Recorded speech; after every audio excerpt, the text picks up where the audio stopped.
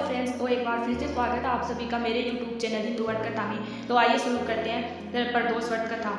प्रदोष अथवा त्रयोदशी का व्रत मनुष्य को संतोषी व सुखी बनाता है। वार के अनुसार जो प्रदोष व्रत किया जाता है वैसे ही उसका फल प्राप्त होता है। सूत जी के कथनानुसार त्रयोदशी का व्रत करने वाले को 100 गाय दान करने का फल प्राप्त होता है। यहाँ पाठकों के लिए प्रस्तुत है बुध त्रयोदशी प्रदोष व्रत की कथा।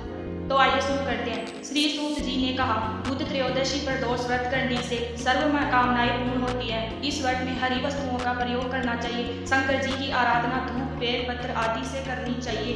बुध प्रदोष व्रत की कथा के अनुसार एक पुरुष का नया विवाह हुआ। विवाह के 2 दिनों बाद उसकी पत्नी मायके चली गई।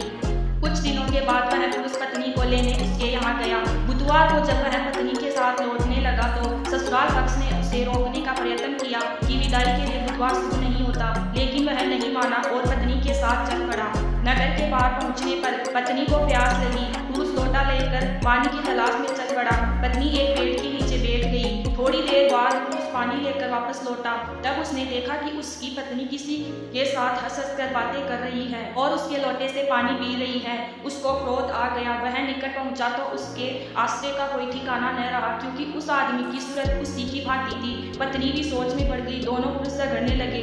भीड़ इकट्ठी हो गई। सिपाही आ गए। हम शक्ल आदमियों को देख वे भी चकित रह गए। उन्होंने स्त्री से पूछा, उसका पति कौन है? वह किम कर्तव्य विमुख हो गई। तब वह पुरुष शंकर भगवान से प्रार्थना करने लगा, हे भगवान हमारी रक्षा करे। मुझसे बड़ी भूल हुई कि मैंने सास ससुर की बात नहीं मानी और बुधवार को पति पत्नी को विदा करा लिया। मैं भविष्य में ऐसा कभी नहीं करूंगा। जैसे ही उसकी प्रार्थना पूरी हुई, दूसरा पुरुष अंतर्ध्यान हो गया। पति पत्नी सकुशल अपने घर पहुंच गए। उस दिन के बाद से पति पत्नी नियम पूर्वक बुध त्रयोदशी प्रदोष का व्रत रखने लगे। अतः बुध त्रयोदशी व्रत हर मनुष्य को करना चाहिए। तो कैसी लगी आपको हमारी कहानी? अगर अच्छी लगी हो तो